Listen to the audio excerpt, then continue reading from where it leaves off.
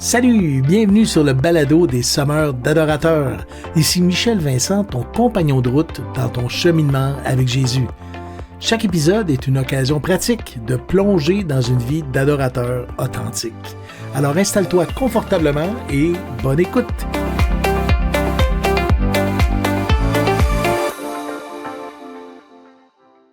Salut et bienvenue à cet épisode 2 de la saison 2 du podcast des sommeurs d'adorateurs. Et bon, avant d'embarquer dans l'épisode, je te remets au parfum du prochain podcast. Oui, on va rouler 2 podcasts en parallèle à chaque mois, en espérant aux 2 semaines. Donc, il y a un podcast qui arrive qui va s'appeler Studio Summer. Wouh! Ben, regarde la belle affiche que j'ai là, ici, là. Je ne sais pas si on la voit bien. Oui, Studio Summer. Wouh! Ah oui. Donc, oui, après mûre réflexion, comme je te l'ai partagé au dernier épisode, ça va être un podcast qui s'adresse aux artistes, à ceux qui s'intéressent, que ce soit des écrivains, des peintres, des musiciens. Ça va être pour tous ceux qui s'intéressent aux arts et qui sont artistes, évidemment.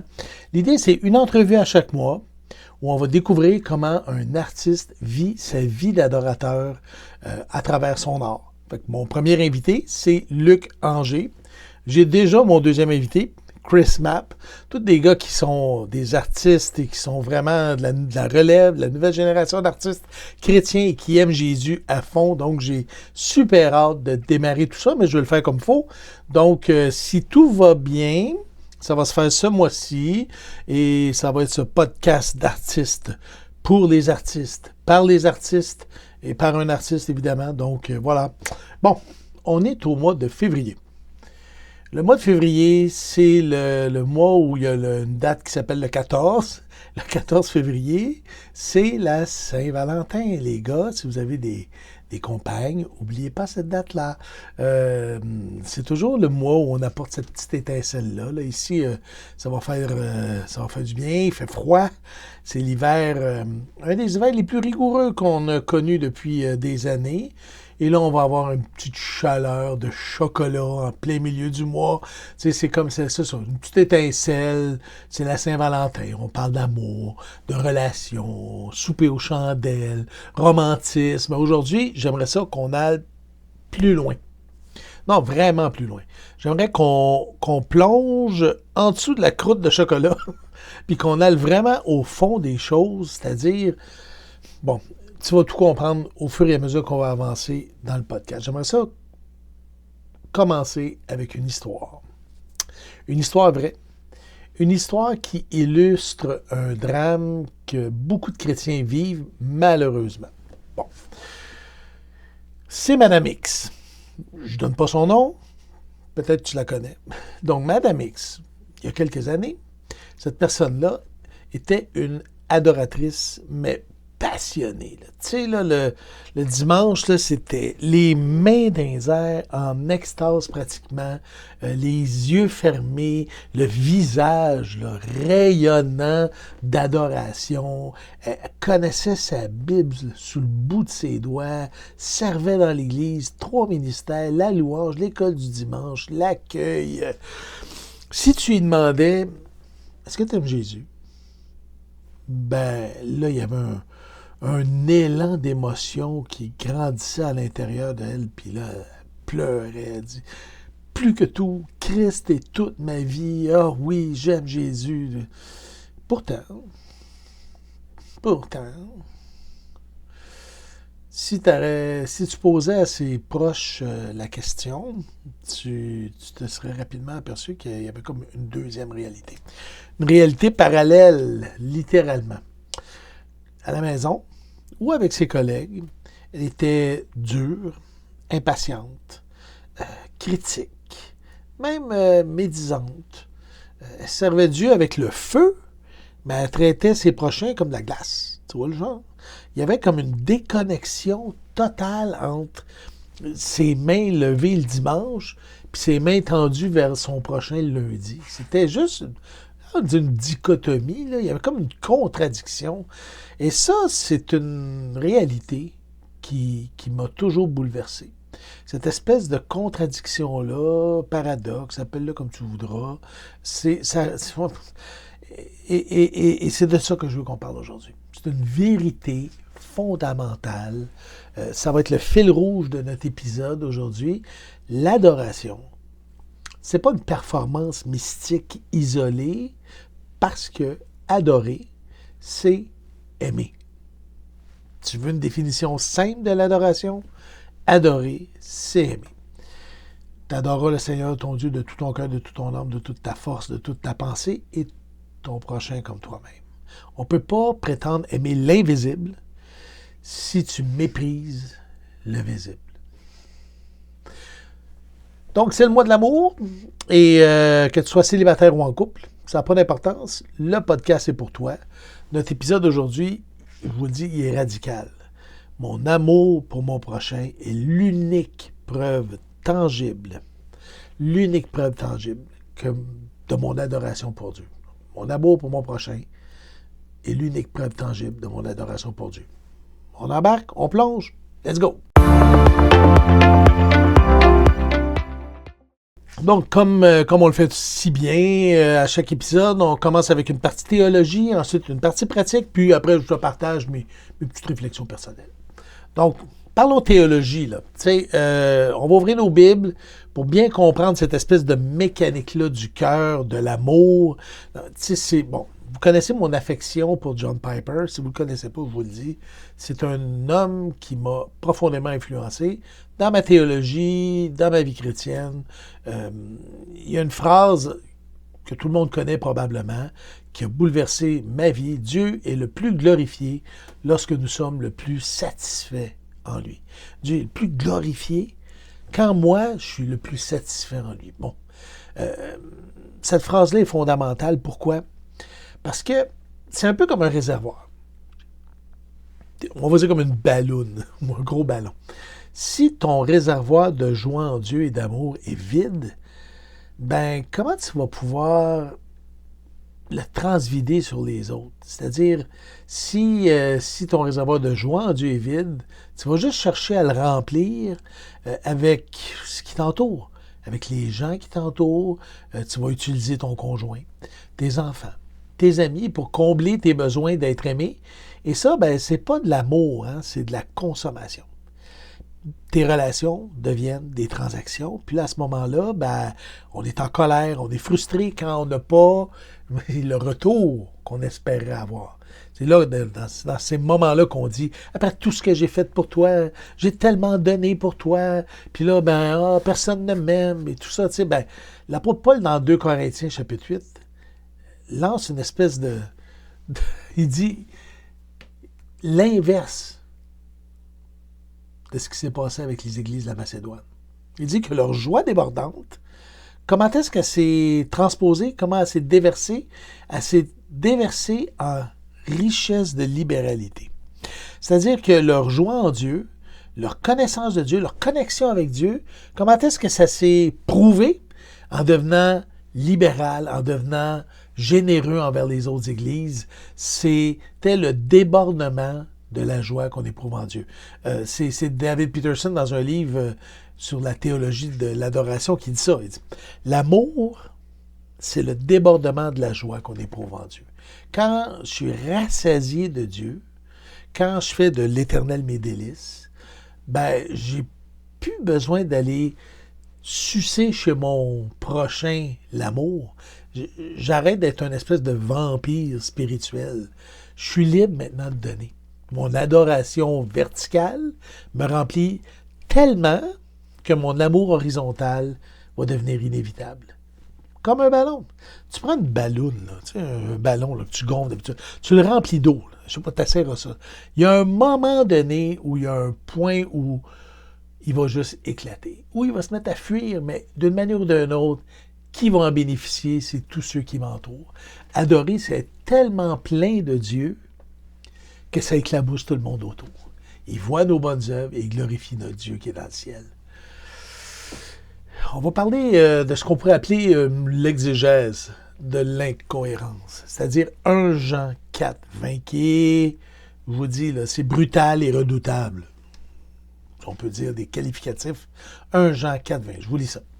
Si quelqu'un dit « J'aime Dieu » et qu'il haïsse son frère, ben, c'est un menteur. Car celui qui n'aime pas son frère qu'il voit, comment peut-il aimer Dieu qu'il ne voit pas? Ouais, Jean mâche pas ces mots-là. Je leur lis, là. Si quelqu'un dit « J'aime Dieu » et qu'il haïsse son frère, c'est un menteur. Car celui qui n'aime pas son frère qu'il voit, comment peut-il aimer Dieu qu'il ne voit pas? L'axe horizontal, ben en fait, c'est l'exégèse de ton axe vertical. Ton adoration va s'exprimer à travers l'amour que tu as envers ton prochain. C'est comme le test de la vérité, l'examen du ministère. Si tu veux connaître la qualité de ton adoration, ben regarde pas comment tu chantes le dimanche matin, ne demande pas l'exaltation, commence pas à t'examiner au niveau des émotions fortes, puis des larmes, puis tout ça. Regarde comment tu réponds à ton conjoint. Quand tu es fatigué, comment tu réagis à tes enfants. Comment tu te comportes dans le trafic devant les gens qui peuvent te bousculer dans le genre. Tu sais, ta patience avec tes enfants, ta gentillesse avec la petite madame caissière à l'épicerie qui est lente aujourd'hui. On ne sait pas trop ce qu'elle a vécu, mais en fait, là tout d'un coup, là, tu deviens impatient, tu tapes du pied. Hein, le bougonnage et le grognage. C'est là que se joue la vraie adoration. C'est exactement ce que Jean dit. Comment tu peux dire que tu aimes Dieu si tu haïs ceux qui t'entourent? Dans le Nouveau Testament, le mot pour culte ou service, latreia, moi je ne suis pas un grec, mais je suppose que ça se prononce comme ça. Ben, le terme pour culte ou service, c'est pas juste une question de dimanche matin de 10h à midi. C'est toute une vie. Dans Romains 12, chapitre 1, on nous exhorte à offrir notre corps comme un sacrifice vivant, saint, agréable à Dieu, ce qui sera de notre part, ça veut dire le gros bon sens. Ce qui sera de notre part un sacrifice raisonnable. Raisonnable. C'est juste le gros bon sens. Pas juste nos pensées, pas juste nos chants, pas juste nos voix, mais tout mon corps. Mes mains, mes oreilles, mes bras, mes mains qui aident mon prochain, mes oreilles qui écoutent avec amour, mes bras qui consolent celui qui souffre. C'est plus moi, c'est l'autre. Et ça, c'est l'exposition. C'est l'exposition de mon adoration. Adorer, c'est reconnaître la valeur infinie de Dieu. En anglais, on dit « worship », ça veut dire qu'il vaut la peine d'être adoré. Reconnaître la valeur infinie de Dieu en valorisant ceux qu'il a créés à son image. On ne peut pas honorer l'artiste en piétinant son œuvre. C'est comme impossible. Et chaque être humain, chrétien ou pas chrétien, chaque être humain que tu croises est une créature que Dieu a tricotée maille par maille dans le ventre de sa mère. Ça ne dépend pas de la confession de la personne. C'est une question d'amour. Dieu le fait pour tout, pour les bons comme les pas bons. Que ce soit Adolf Hitler, Judas ou Mère Teresa, Dieu les a tous tricotés, un par un. Aimer, c'est adorer mon Créateur. C'est ma façon, c'est la preuve, c'est l'expression de mon adoration. Ça va se voir par mon amour. C'est aussi simple que ça, mais aussi radical que ça. Ouf! Comment on vit ça concrètement aujourd'hui, 2026, en février, juste avant Saint-Valentin? Que tu sois un homme ou une femme, en couple ou pas, je vais te lancer 3 défis. 3 défis. On y va avec ça, des petits défis. Les défis de la Saint-Valentin. On aurait pu dire 3 petits chocolats, mais bon. 3 défis pour incarner cette adoration-là au quotidien pour le mois de février. Premier défi, lâche la performance pour habiter l'identité de l'enfant. Qu'est-ce que je veux dire? Il y en a beaucoup d'entre nous qui peinent à aimer les autres parce qu'on est épuisé de vouloir essayer de prouver notre propre valeur. On est comme des petits orphelins spirituels qui cherchent constamment l'approbation. On cherche toujours à travers l'autre le regard d'amour qui devrait venir que de Dieu seulement. Et là, je ne dis pas que c'est facile. Le premier qui lutte avec ça, c'est moi. Une mère peut s'épuiser à vouloir être la maman parfaite. Un homme peut se tuer à la tâche pour être le pourvoyeur parfait. Ça dépend toujours de ses valeurs, de ce qu'il pense, de ce qu'il est, de son identité. Mais quand on est vide, c'est là qu'on devient irritable. C'est pas compliqué, là. Le premier acte d'adoration, c'est de s'arrêter et de dire « Je suis fils, je suis fille de Dieu ». Si tu n'es pas un fils ou une fille de Dieu, je te dis, mon ami, règle ça vite. J'ai d'autres beaux épisodes sur ma chaîne qui parlent justement de comment te réconcilier avec Dieu. C'est la joie ultime, l'aboutissement d'une vie, d'arriver et de dire « Wow, je suis fils de Dieu. Dieu m'aime d'un amour si grand qui est mort même sur la croix pour moi, qui a envoyé son Fils. » Si tu sais que tu es pleinement connu, radicalement aimé par le Père, tu n'as juste plus besoin de performer. Tu vois? Tu n'as plus besoin que les autres te valident. Ton adoration verticale va recevoir l'amour du Père, puis ça va te libérer pour l'amour horizontal. Et là, tu ne seras plus en train d'attendre d'avoir un retour, d'une validation. Tu vas juste avoir envie de donner, puis tu vas te concentrer uniquement en haut, sur la verticale, pour recevoir. Ça, c'est fort. Arrêtez de faire pour être aimé, puis commencer à recevoir pour pouvoir aimer. Comment tu peux faire ça? Ben, c'est sûr que c'est pas en scrollant sur TikTok, ni tous les autres réseaux sociaux, là. Ça prend de la réflexion, ça prend de la prière, ça prend du temps avec le papa pour lui donner la chance de te rejoindre. C'est pas qu'il peut pas, c'est que nous, on est très hermétique. On a une grande carapace affective devant les choses spirituelles qui font que ça demande du temps. Il faut investir du temps avec notre papa pour arriver à comprendre à quel point il nous aime. C'est la méditation. Prendre le temps de déconstruire pour reconstruire mon identité en lui. J'ai tout le temps trouvé ça intéressant quand Moïse demande à Dieu « Fais-moi voir ta gloire ». Et puis là, Dieu, plutôt que d'y arriver avec des éclairs, du tonnerre et tout ce qu'il aurait pu faire, il passe devant lui et dit « L'Éternel, miséricordieux, lent à la colère, riche en miséricorde ». Il commence à lui dévoiler tout son amour. Parce que c'est ce qu'il est. Il est amour. Dieu est amour. Mais nous, on a cette carapace spirituelle qui fait qu'on est souvent dans la négation. C'est comme si on niait ça pour finalement arriver à un constat où on se sent vide et on essaie de se faire remplir par les autres. Puis ça, ça crée toujours de la frustration. Donc, première chose, quitter la performance puis voir les choses comme un enfant. Sauter les bras joints dans les bras de notre papa. Deuxième défi, c'est le sacerdoce royal du tablier. C'est-à-dire, on est des serviteurs. La Bible nous appelle un sacerdoce royal, c'est ce que nous sommes, c'est dans notre identité maintenant. Mais dans le royaume de Dieu, la grandeur se mesure à la capacité de servir, à la capacité d'aimer concrètement.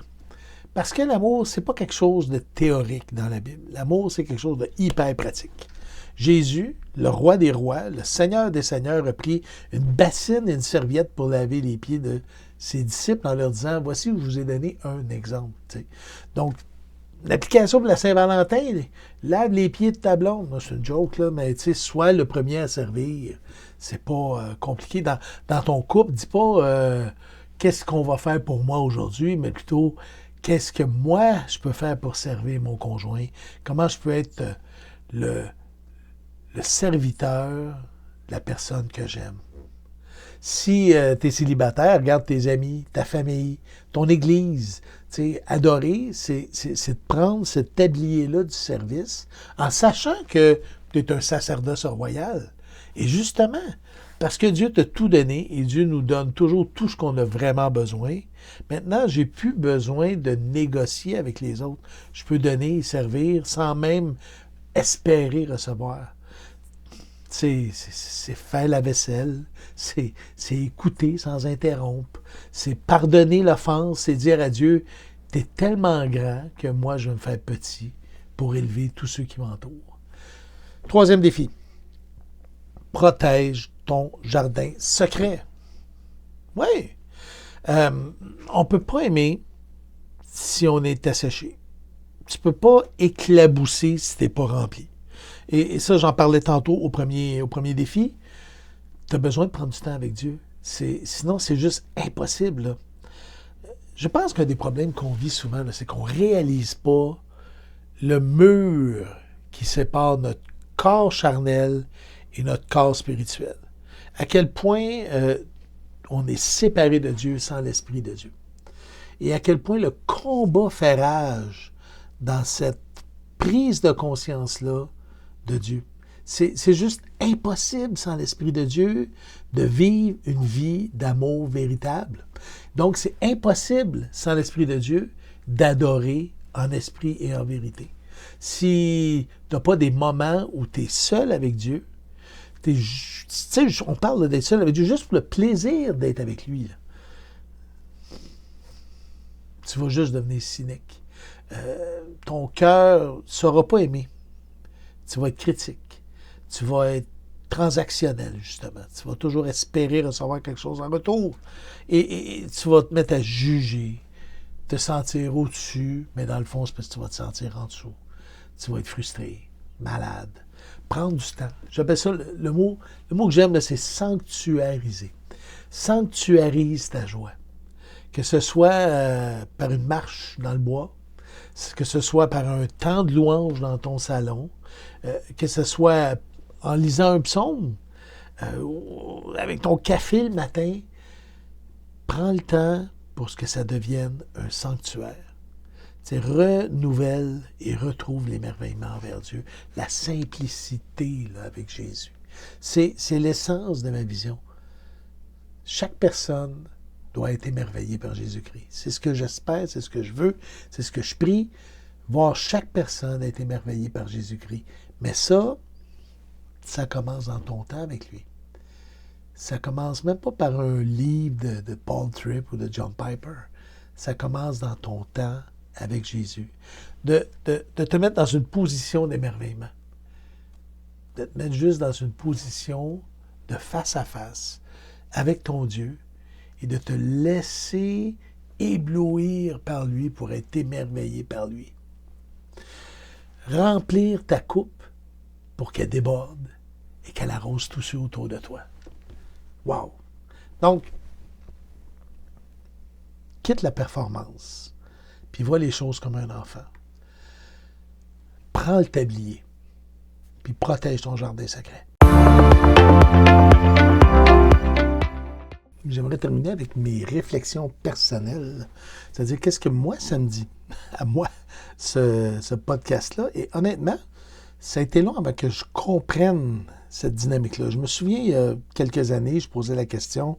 Je cherchais une définition de l'adoration. Parce que les définitions étaient un peu trop faciles à mon goût, là, dans les livres de théologie. C'était très intellectuel.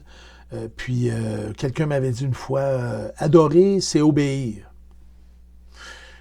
Oui, mais encore, je trouvais que ça manquait encore de fond. Adorer, c'est en esprit et en vérité, mais ça, c'est pas une définition. Donc, j'étais très perplexe. Très perplexe à propos des définitions de l'adoration que je voyais dans les livres de théologie et tout ça. Donc, j'étais comme dans une quête.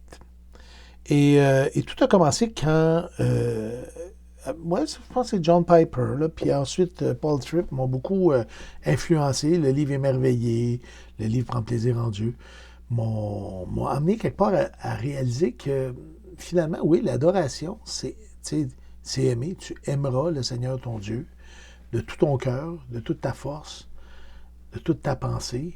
Ce qui m'avait frappé quand j'avais amené la prédication sur ce thème-là à l'Église, c'était que c'est un commandement. Hein, c'est un des commandements que Jésus renomme. Et là, il ne dit pas tu adoreras le Seigneur ton Dieu.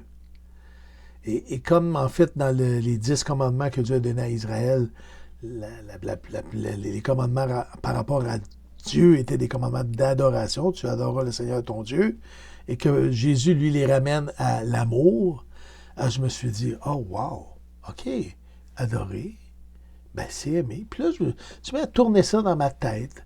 C'est vrai, hein? Si je me mets, si j'aime Dieu de tout mon cœur, de toute ma force, de toute ma pensée, de tout mon âme, qui devient mon obsession, là, je suis un obsédé de Jésus, je l'adore, là, ben, je ne pourrais pas faire autrement que l'adorer.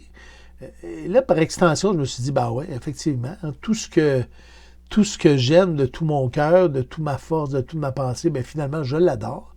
Si je me mets à aimer mes enfants, puis je vous aime mes enfants, là, je sais que vous allez écouter le podcast, là, ça n'a rien à voir là. Mais vous n'êtes pas en compétition avec Dieu, ça c'est clair. Il lui est de même, puis bon, c'est juste comme ça. Puis si je me mets à me dire que j'aime mes enfants de tout mon cœur, ben là, j'ai un problème. Ça veut dire que je les adore. Il y a un gros problème. Et ça, c'était le début de la réflexion. La réflexion a commencé avec ça. De l'idée, wow, tu aimeras le Seigneur ton Dieu, donc adorer, c'est aimer. Et puis, ce qui me chicotait, puis c'est bizarre, des fois, ça a l'air tellement évident, mais pour moi, ça ne l'était pas. C'est l'autre qui est son semblable. Tu sais, quand il dit et tu aimeras ton prochain comme toi-même, Jésus le nomme comme le commandement qui est son semblable, son vis-à-vis. Et que je me suis cassé la tête là-dessus. Là, j'étais là, puis je cherchais là, dans mon exégèse, dans mes recherches, dans mes commentaires. Et en fait, c'était comme ce que Jésus est en train de dire, c'est qu'il est aussi important que l'autre. Et là, ça a été un flash. Il dit, on est transformé à l'image du Seigneur de gloire en gloire. Le mot gloire, c'est un éclat. Et bien là, il y a eu un éclat qui s'est passé dans mon cœur de dire, oh, oh, aimer mon prochain comme moi-même, c'est aussi important que d'aimer Dieu. Donc, adorer, c'est aimer à la fois vertical qu'horizontal. Et là, ça devenait comme limpide. Wow! Et là, j'avais une nouvelle lecture. Là, je relisais un Jean qui disait, ben, si tu me dis que tu aimes Dieu, mais que tu haïsses ton frère. Puis on sait que Jean joue souvent dans les extrêmes comme ça. Haïr et ne pas aimer, c'est un peu le synonyme. Donc, si tu me dis que tu aimes Dieu, mais que dans le fond, tu n'aimes pas ton frère, ben, tu es un menteur. Et là, je regardais dans mon cœur, mais je voyais aussi autour de moi des gens qui se vantaient de leur amour. Et moi-même, je me vantais de mon amour. Et je réalisais que ça allait beaucoup plus loin que juste aimer. C'est qu'à un moment donné, je réalisais aussi que moi, avec mon schéma de Young d'approbation, que je cherchais l'amour ailleurs qu'en moi-même. Donc, aujourd'hui, le podcast parle de mes problèmes. Dans le fond, c'est ma psychothérapie. Où, en fait, j'attribuais aux autres un espèce de pouvoir de bénédiction, comme si je les craignais comme je devais craindre Dieu. Et ça, c'est assez récent dans ma vie où j'ai comme réalisé que c'était ça la réalité. Et pourtant, je l'avais déjà lu dans un livre qui s'appelle quand les hommes sont plus grands que Dieu, là, ou quelque chose du genre. Là. Mais des fois, ça ne clique pas. Hein. Je ne sais pas si tu as remarqué, là, mais des fois, il y a des choses qu'il faut que tu te répètes de nombreuses fois avant de l'assimiler. Moi, je suis comme ça. J'ai une tête dure, puis ça peut être long avant que comme on dit ici, là, que je la pogne. Bon, j'arrive là aujourd'hui, dans un monde où je réalise que j'ai pas besoin de rien prouver. J'en parle souvent. La performance, c'est très délicat. Dans l'idée de si je performe pour être aimé, pour recevoir une forme de gratification, ben je passe à côté parce que la seule gratification qui peut être utile et nécessaire, c'est celle que Dieu me donne. C'est son amour. La seule soif d'amour que je devrais avoir, c'est celle que j'ai envers Dieu. Donc, ça m'oblige à réaligner mon horaire, réaligner mes priorités. De dire, oui, je veux passer du temps avec Dieu et intentionnel. Fait que moi, ben, j'ai la chance d'être pasteur. Fait que je peux prendre plus de temps. Et honnêtement, là, je parle aux pasteurs qui écoutent, s'il y en a quelques-uns, je ne sais pas, mais ça fait partie du privilège qu'on a. Parce que justement, on devrait être des modèles dans ce domaine-là. Fait que mes lundis, c'est mes lundis Jésus. Je passe le matin avec Jésus. Je veux découvrir Jésus et la semaine passée, j'ai fait une expérience. Et là, j'ai dit, wow, OK, c'est pas facile. À cause du verset qui dit, il est bon d'attendre en silence le secours de l'Éternel. Je dis, ben, je vais voir combien de temps je vais toffer en silence devant l'Éternel. T'asserres à ça. Écoute, ça faisait 10 minutes, j'étais comme en panique un peu. Là. Je me dis, bon, voyons donc. Juste d'être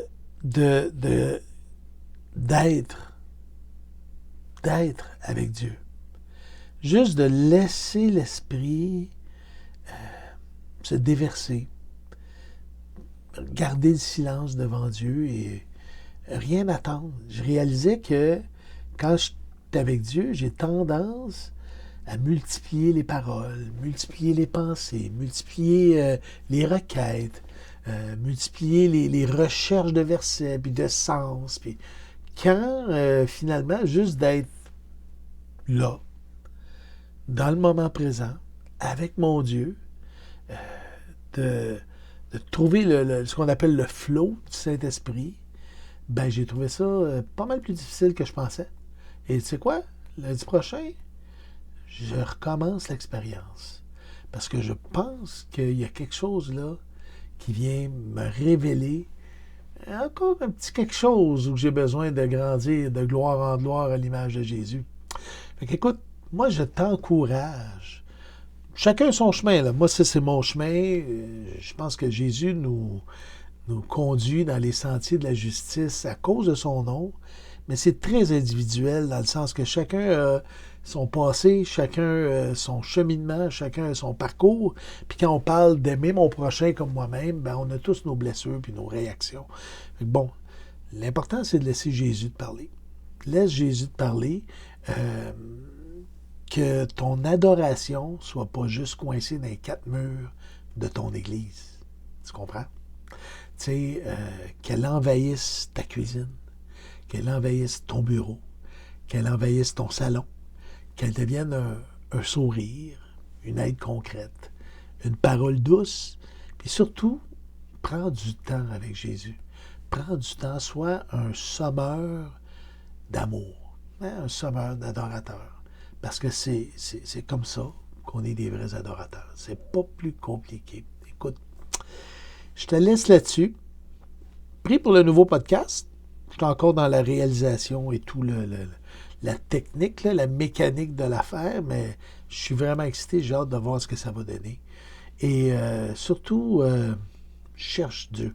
Cherche Jésus pour que lui aime au travers de toi et que tu sois une source d'adoration qui voit tes bonnes œuvres et qui glorifie notre Père qui est dans les cieux.